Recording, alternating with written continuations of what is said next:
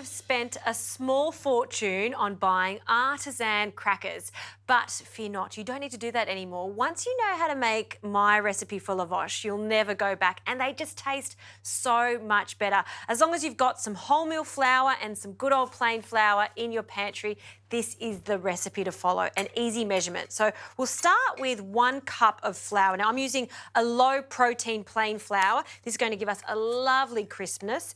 No need to sift this at all. It's fluffy enough. And 1/4 cup of wholemeal flour.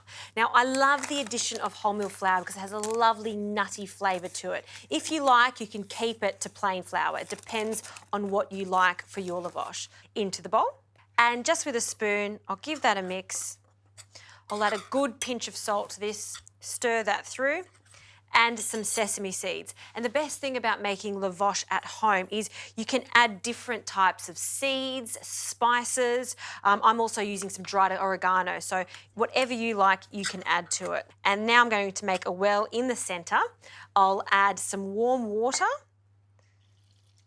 And I love the addition of extra virgin olive oil. Use a good quality extra virgin olive oil for this. So I'll measure this out. We want 2 tablespoons.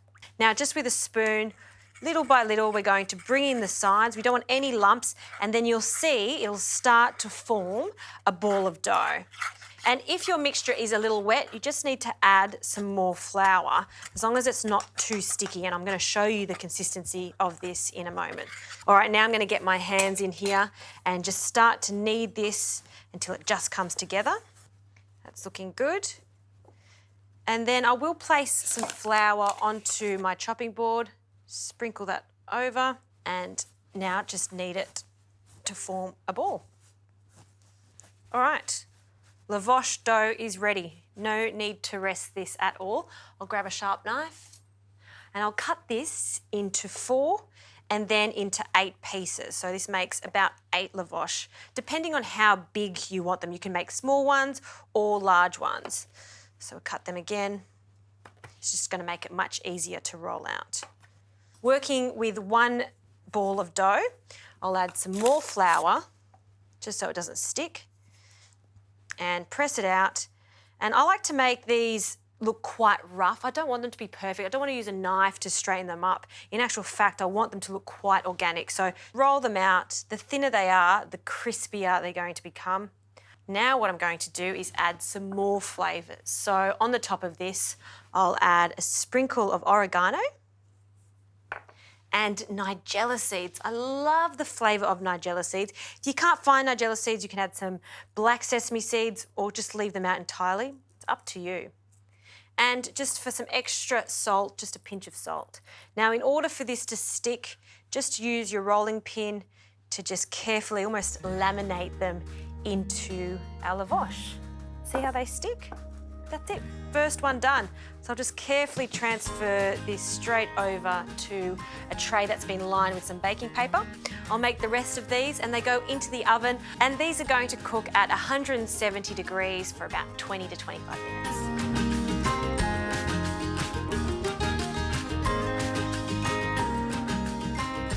Have a look at these Lavosh. Don't they look fantastic? They're super crispy. Really happy with the results. I'm going to pop them onto a plate. And if you want to make these ahead of time, no problems at all. They'll last in an airtight container for at least a week, if they last a week. So I'm just going to serve this on a simple platter. Some salami. I've got some spicy salami, some suppressor salami here. We'll just pop them on. Some mozzarella cheese. You can just add whatever you like to yours. I've always got some mozzarella in my fridge. Pop that in the middle there. Some fruit, gorgeous figs and some grapes. That right there is just my idea of a Friday night, maybe a glass of wine. Let's have a taste. Listen to this. Oh, crispy Lavosh, yummo.